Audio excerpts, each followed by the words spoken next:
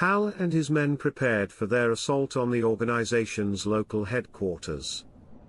The facility was a fortress, guarded by some of the most powerful psychics and nullifiers known to exist. These enforcers could shatter minds, twist reality, and erase abilities with a mere thought. A direct assault would be suicide, but Hal had never been one for subtlety. As they advanced through the outskirts, the battle erupted with brutal force. Dom led the charge, his flames cutting through the defenses like a raging inferno, turning steel barriers into molten slag. A psychic countered, reaching into Dom's mind, but before the attack could take hold, a former telepath prisoner named Vex drove a mental spike straight into their skull, causing them to convulse and collapse. Gunfire echoed, and the air sizzled with energy blasts as Hal's group pushed forward, cutting a path of destruction through the first wave of opposition. A telekinetic hurled debris at them, sending massive chunks of concrete flying like missiles. Hal dodged, flipping over the wreckage before launching himself at the psychic, taking them down with a brutal strike to the throat. Dom, meanwhile, cackled as he spread waves of fire, turning enemies into screaming torches. One of the nullifiers tried to suppress Dom's abilities, only for Vex to counter with a mental illusion, making the nullifier believe he was drowning in his own mind. Chaos erupted as Hal's forces pressed deeper into the facility.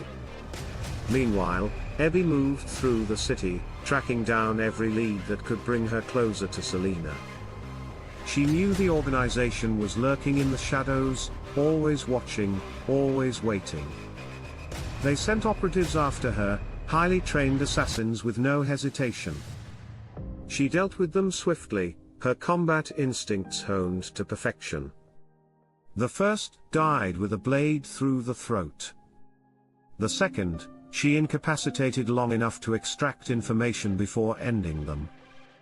But no matter how many she dispatched, more followed. They were closing in, and she knew she had little time left before she was completely surrounded. Back at the organization's headquarters, Hal and his team breached the outer walls, descending into the labyrinthine corridors of the facility. The deeper they went, the more grotesque the horrors became. The walls pulsed with an unnatural glow, cables slithering like veins through the ceilings, feeding power into twisted experiments housed in reinforced chambers. Deformed creatures snarled and writhed, remnants of failed experiments. Some had too many limbs, others lacked faces, their flesh barely holding together. A mutated metahuman, its body stretched into a grotesque amalgamation of muscle and bone, lunged at them. It took 3 of Hal's men to put it down. More abominations followed, forcing them to carve a bloody path forward. Traps activated, slicing through the air with deadly precision. Walls shifted, sealing off escape routes. The facility was alive, a living nightmare designed to consume intruders. At one point, a massive wall of electrified spears shot from the floor, nearly impaling Dom, who barely avoided it by setting the air around him on fire and propelling himself backward. Then, at the heart of the labyrinth, they found it, a massive underground chamber lined with containment pods filled with metahumans. Some were conscious, their eyes filled with silent agony. Others were nothing more than husks, drained of life. Machines hummed, extracting something vital from their bodies. The sight turned Hal's stomach. And at the center of it all stood a figure, Zai. Zai was no ordinary metahuman. He was artificial, a construct born from the twisted ambitions of the organization. His presence exuded unnatural energy, his body sleek and devoid of imperfection. Unlike the tortured experiments around him, Zai stood tall and composed, his gaze filled with cold intellect. "You've come far," Zai said, his voice smooth, almost welcoming. "But you are too late. The world is about to change." Hal's grip tightened on his weapon. We're shutting this place down. Zai tilted his head, a smirk forming. You misunderstand. I am not here to stop you. I am here to evolve you. Before Hal could react, Zai raised a hand, and a wave of energy pulsed outward. One of Hal's men dropped to his knees, convulsing. Then, in an instant, his body transformed, his skin cracked, his veins glowed, and raw power coursed through him. He screamed as his mind shattered under the sudden surge of meta abilities.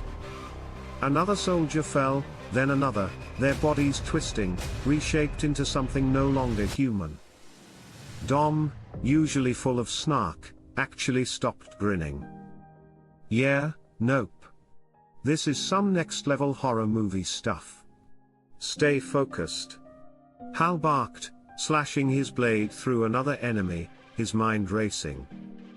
If Zai could create metas at will, this wasn't just a battle, it was the beginning of an entirely new war. I am not a weapon, Zai said, stepping forward. I am the future. The power to turn any human into a metahuman. A new race, stronger, superior. But first, the old world must burn.